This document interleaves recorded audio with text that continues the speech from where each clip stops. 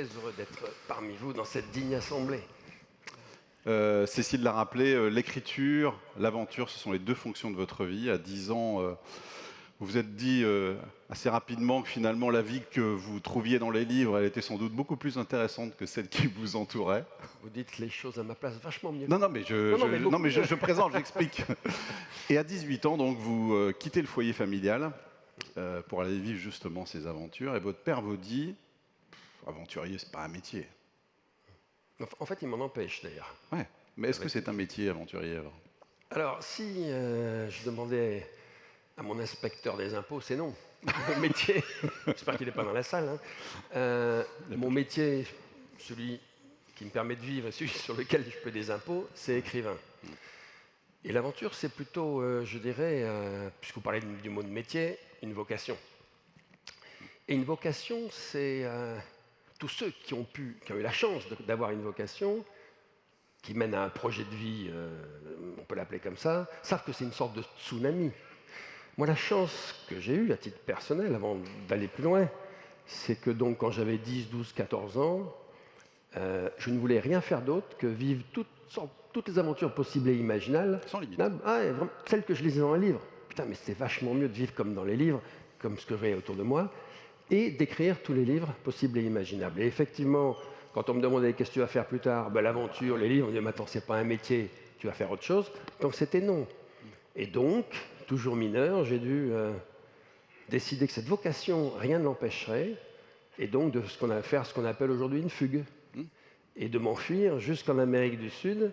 Et vous avez même dit que vous étiez né une deuxième fois ce jour-là. Et je suis né véritablement, quand je m'amuse un peu, quand on me demande ma date de naissance, j'enlève 18 années. Voilà, simplement parce que j'ai l'impression de vraiment naître à la liberté, à ma vocation, à la littérature et l'aventure ce jour-là. Et j'étais démuni de tout, parti sans rien. Et en fait, jusqu'en Amérique du Sud. Et je suis rentré en France le jour où un président de la République, je découvre un jour dans un journal, longtemps après, que j'étais devenu majeur, parce que le président Giscard d'Estaing avait ramené la majorité à 18 ans. Et d'un seul coup, j'étais en Argentine, et je disais, putain, je peux rentrer. Je me suis embarqué sur un cargo brésilien, le Petropolis, je suis rentré en France, je suis retourné voir mon père, ma mère dit, voilà, l'aventure a commencé, l'écriture va suivre, et depuis, rien n'a changé, mais on reviendra aux engagements, rien n'a changé, et je dirais jusqu'à mon dernier souffle. Mais, très important, pour comprendre le lien, pour moi, consubstantiel entre écriture et aventure, c'est que si l'aventure, parce qu'on parlait tout à l'heure du tour du monde, du premier tour du monde en ULM, du tour du monde avec le 3 Manaboudeuse ou Majon-Cavant, que j'ai perdu dans un naufrage, etc., ce serait en quelque sorte il manque quelque chose, ce serait des sortes de gesticulations musculaires en milieu exotique, si je puis caricaturer les choses. Il faut qu'il y ait une fécondité derrière. Il faut que chaque expérience de vie, quelle qu'elle soit transformée en conscience. Et moi, pour le faire, c'est la littérature. Et la littérature dans tous ses aspects, de la poésie à la philosophie, en passant par le récit, le roman, les nouvelles. Qu'est-ce que c'est extraordinaire d'écrire des nouvelles. L'aventure, c'est un outil de connaissance pour vous ? Et l'aventure est, pour moi, ou pour les jeunes que j'ai souvent encadrés, l'outil de connaissance par excellence. Parce qu'elle oblige, telle qu'elle est, telle qu'on peut la concevoir, avec son esprit, elle oblige à confronter ce que l'on croit savoir, ou nos préjugés, nos habitudes, etc., à la vérité du monde, de la vie et des autres. Elle permet en même temps de tenter, du fait de toutes ces expériences, de répondre en permanence et constamment, si l'on ne veut pas traverser la vie sans comprendre et sans apprendre, et si on a l'objectif de sortir de la vie meilleur qu'on y est entré, de répondre aux 3 questions philosophiques principales de l'existence à mes yeux, c'est le monde, en réalité, ça marche comment ? Les autres, c'est qui exactement ? Et la vie, qu'est-ce que c'est précisément ? Et ça, c'est franchement passionnant, quelle que soit l'entreprise que l'on a, que l'on fait, l'engagement dans lequel on se trouve, de tenter d'y répondre. Vous allez peut-être rigoler quand je dis, mais vous êtes 5000 à peu près ici, je vous regarde, et franchement, je me pose toujours ces 3 questions en même temps. J'attendais là depuis le début de la plénière sur mon siège, et je me posais ces questions-là. Ces gens, c'est qui ? Je les regardais. Vous, Qu'est-ce que vous faites, entrepreneur? Donc la conscience de finalement d'être responsable, si ce n'est de la formation des consciences comme un professeur, en tout cas des gens que vous dirigez, qui sont avec vous, l'exemplarité qu'il faut leur donner, savoir tirer le meilleur de ce qu'il y a dans les gens, comme moi en tant que capitaine de navire, plutôt que d'empêcher ce qu'il y a de plus mauvais, et ainsi de suite. Voilà. Donc l'aventure, c'est aussi cela. C'est rendre la vie féconde. C'est rendre la vie féconde, où que l'on se trouve. Et si l'on veut être encore plus précis, si on a le temps, c'est que... Oui, parce que j'ai aussi une tare dans tout ça, c'est que quand j'avais 18 ans, donc avant de faire cette fugue, je voulais l'aventure et la littérature, mais j'étais passionné de philosophie.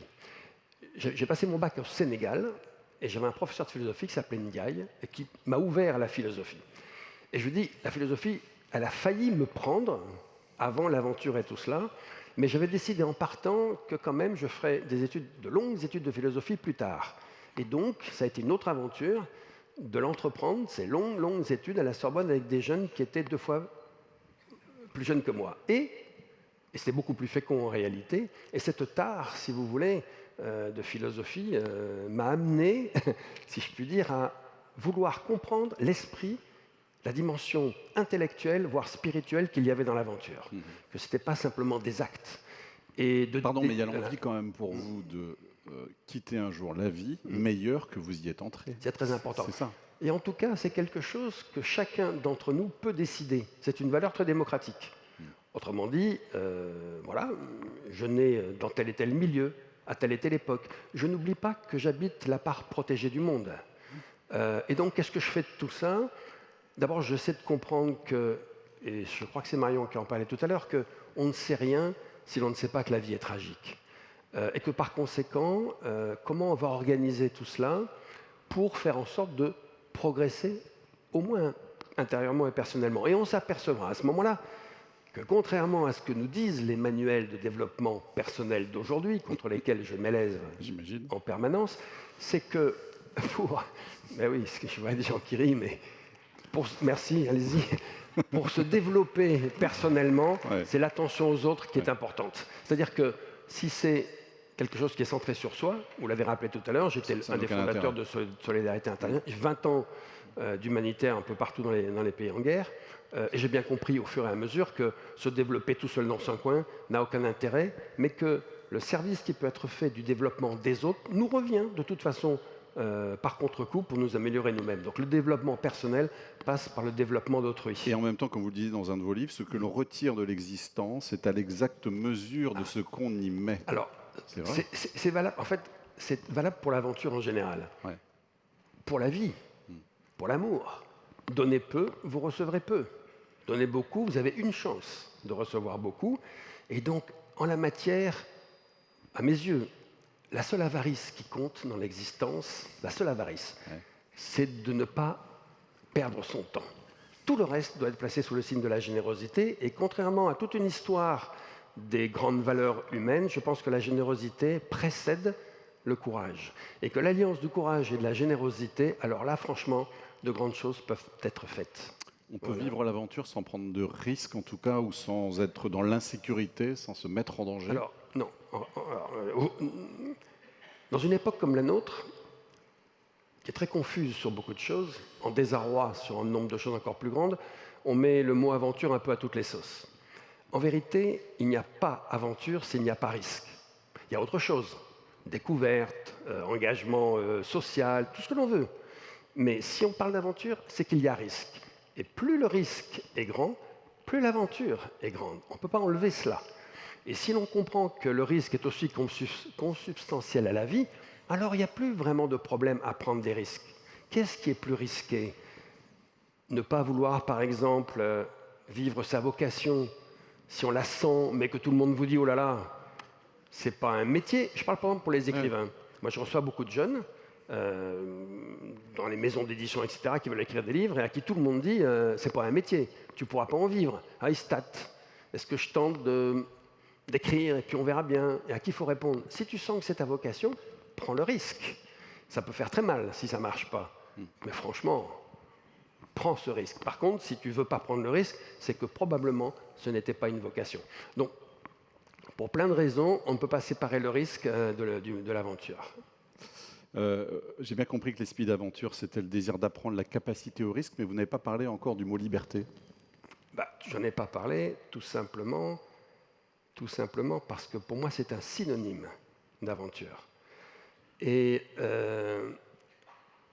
si vous voulez, je prends une définition de l'homme libre, qui est l'homme qui est à lui-même sa propre fin et non pas la fin d'autrui. Autrement dit, qui décide par lui-même de ce qu'il doit être, de ce qu'il veut être, de ce qu'il fait. L'aventure peut le permettre, parce que justement, c'est là que se trouve le sombre espace de tous les risques. Là, je veux, puisqu'on a parlé tout à l'heure du Soudan et des femmes, faire un lien, en profiter, si vous l'acceptez, pour parler de l'émotion, parce que moi, le mot Soudan, évidemment, provoque une émotion importante, puisque c'est le pays où je me suis marié, c'est un pays que j'ai beaucoup aimé.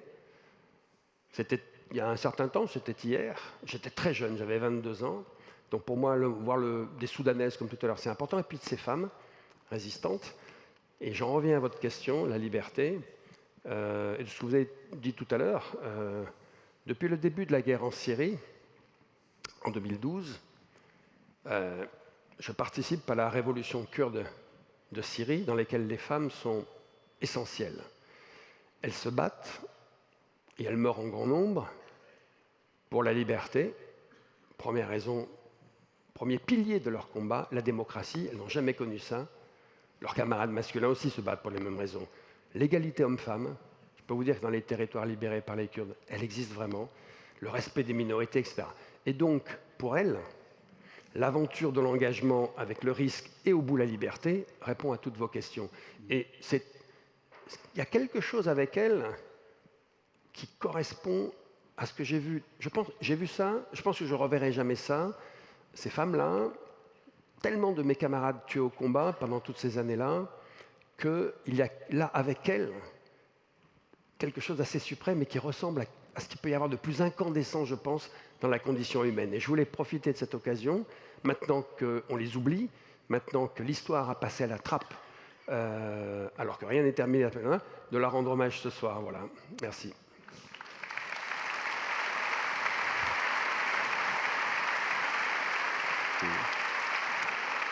Merci. Vous avez dit tout à l'heure, Patrice, que finalement, ce mot de l'aventure, on le mettait un peu à toutes les sauces, y compris, vous l'entendez sans doute, vous avez déjà entendu cette expression, l'aventure entrepreneuriale.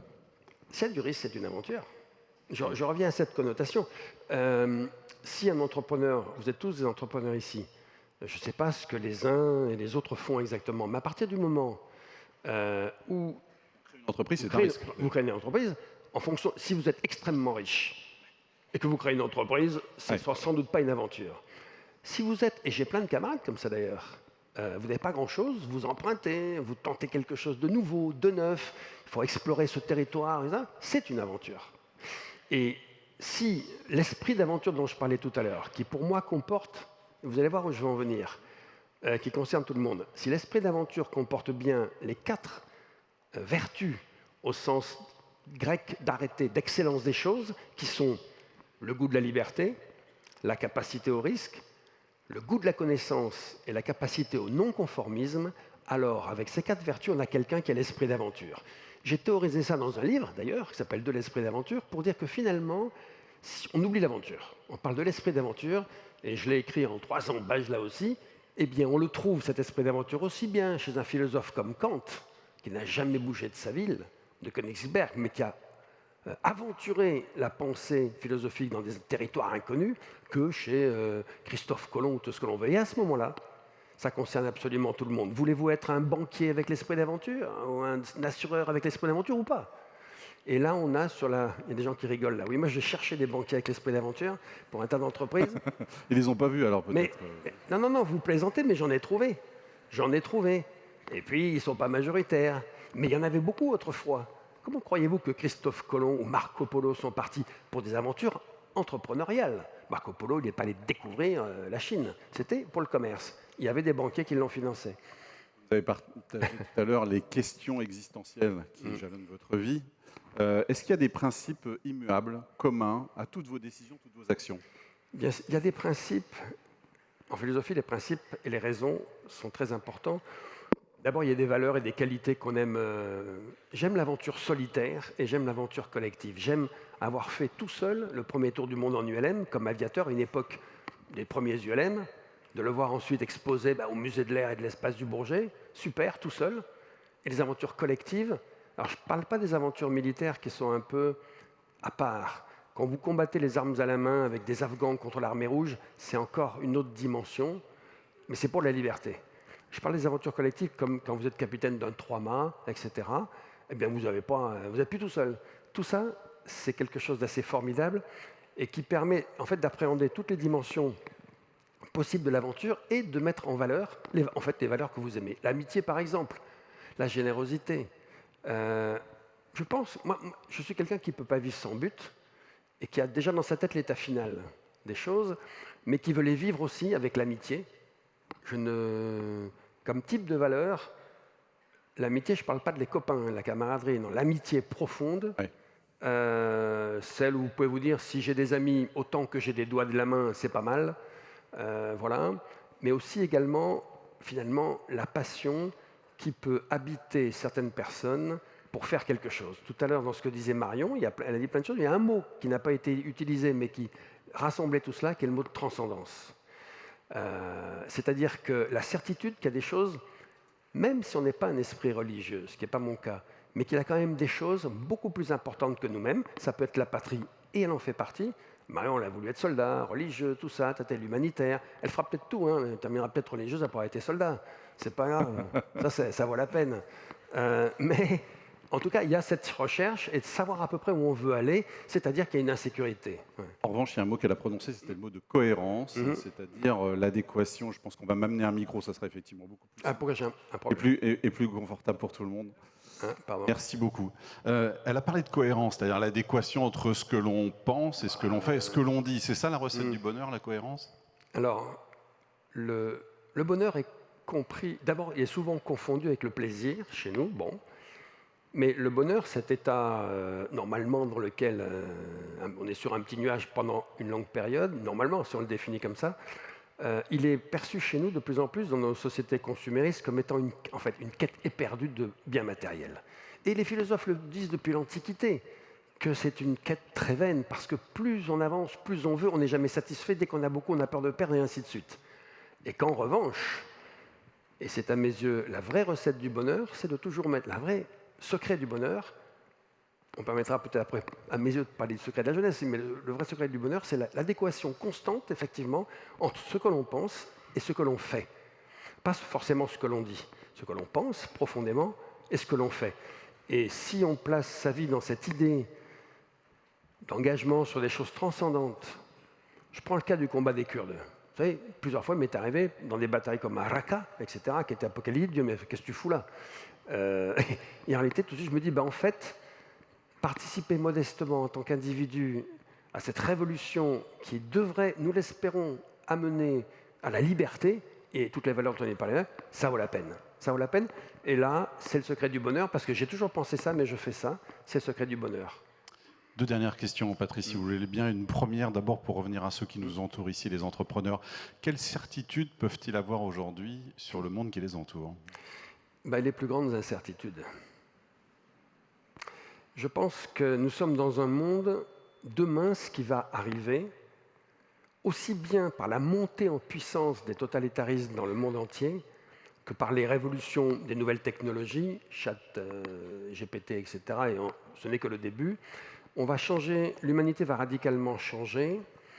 Il n'y aura pas d'évolution comme autrefois, même très rapide, il y aura des ruptures de paradigme. Ça va être complètement différent. On peut se poser la question de savoir que va devenir l'homme tel que nous l'avons connu pendant des milliers d'années, donc il n'y a pas de certitude. Donc il faut ancrer ces décisions dans une, comme on dit à la guerre, dans le brouillard de la guerre. Voilà. Tous ceux qui vous diront aujourd'hui, voilà comment ça va se passer, franchement, je pense qu'il faut se méfier de leur certitude, mais on peut naviguer dans la vie avec beaucoup d'incertitudes quand même. Il suffit de le savoir et d'être lucide pour ne pas se tromper. On ne sait pas très bien ce qui va arriver, mais déjà, moi depuis longtemps, je plaidais pour qu'il y ait des COP aussi sur le dérèglement militaire. Parce que la montée en puissance des totalitarismes de la Chine, de la Turquie et des autres me paraissait extrêmement dangereux. Et la guerre en Ukraine, à ce niveau-là, est le dernier avertissement avant catastrophe. Voilà. Tout cela rend le monde très incertain et beaucoup de désarroi. Est-ce qu'éventuellement, il peut y avoir des certitudes positives pour terminer quand même sur une note éclairée? Alors, moi, je suis dans des certitudes positives en permanence sur l'immédiateté de ce que l'on dit, de ce que l'on veut, de ce que l'on fait, etc. Et de la pensée d'autrui. Mais il faut naviguer dans le monde avec une énergie. Le secret de la jeunesse, c'est quoi? C'est de ne pas refroidir avec l'âge. C'est... Ah oui, ah oui. C'est de se dire, bah ouais. Ils sont chauds pourtant ici, donc ça voilà. va. C'est de se dire en permanence, comme selon la vieille leçon de nos philosophes stoïciens d'autrefois, que ce n'est pas la mort qui est à craindre. Ce qui est à craindre, c'est de mal utiliser le peu de temps que la vie nous concède sur Terre avant de mourir. Donc, c'est joli. Oui. C'est tiré d'un... c'est pas 64 ans, c'est ce que vous voulez nous dire. Ah oui, en fait, il n'y a pas de fin à tout cela. C'est nous-mêmes qui décidons d'être vieux ou d'être jeunes par rapport à tout ça. Donc, ça veut dire, pardon, que plus vous vieillissez, plus vous avez envie d'aller vite. Il faut accélérer le pas. C'est-à-dire qu'à condition, il faut garder une bonne santé, s'entretenir, avoir un peu de chance avec la maladie. Il faut un peu tous ces paramètres. Mais si vous les avez, si vous les entretenez, moins il vous reste de temps à vivre. Moi, je suis conscient que j'en ai moins devant que derrière. Bien. Vous aussi, à peu près. Bon. Ah oui, bon. Je ne fais pas une conférence pour des élèves de 6e. Bien. Donc, c'est le moment, justement, pour ne pas refroidir avec l'âge qui vient, d'accélérer le pas. Le peu de temps qui reste est vraiment très important. Il ne faut pas un jour arriver à l'hiver de sa vie, ça c'est chose positive, se retourner et dire « finalement, ce n'est pas ce que je voulais ». Et par conséquent, il faut faire cette révolution intellectuelle en permanence. Moi, tous les jours, je me lève, je dis ma vie doit être une page blanche pour l'écrire comme je le souhaite. Donc ça, c'est le côté, l'énergie vitale, ça existe, et c'est ce que chacun d'entre nous peut faire. Et ça, c'est positif. Merci pour cette belle leçon. Pour terminer, merci beaucoup Patrice Franceschi. Je vous laisse regagner la salle. Merci infiniment.